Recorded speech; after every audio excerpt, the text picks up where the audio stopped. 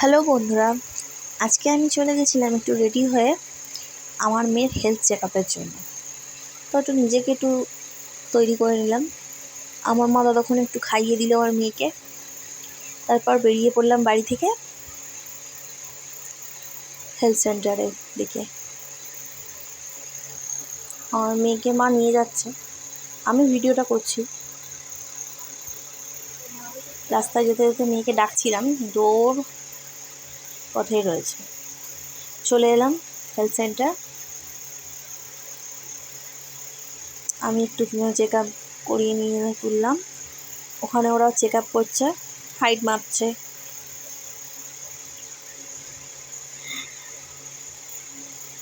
প্রত্যেক মাসেই আমি নিয়ে আসি ওকে, প্রত্যেক মাসেই ওর চেকআপ হয়। ওরা ওকে খুব ভালোবাসে, যখনই নিয়ে যাই তখনই ওরা নিয়ে চটকায়, আদর করে, খুব ভালোবাসে ওরা ওকে। প্রত্যেক মাসে চেকআপ করাতে হয়। এই দিদিরা খুব ভালো, এমনকি আমার প্রেগনেন্সি অবস্থা থেকে ওরা খুব সাপোর্ট করেছে আমাকে। খুব ভালো দিদিরা, ওকে খুব ভালোবাসে।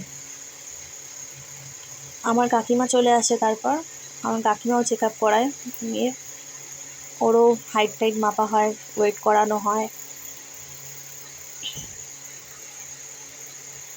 ওকেও প্রত্যেক মাসে করানো হয়। আমার মেয়ের মাসি হয় এটা। তারপর বেরিয়ে পড়লাম বাড়ির পথে।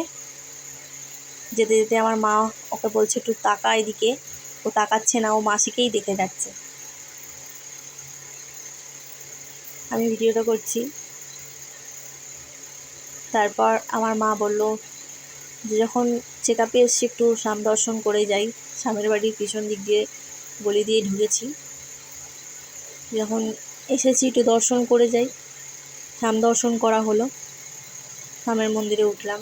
অনেক দিন পর আসা হলো, বাড়ির সামনে তবুও যাওয়া হয় না। তারপর সাম দর্শন করে একটু ফটোশ্যুট করে দেন টাটা।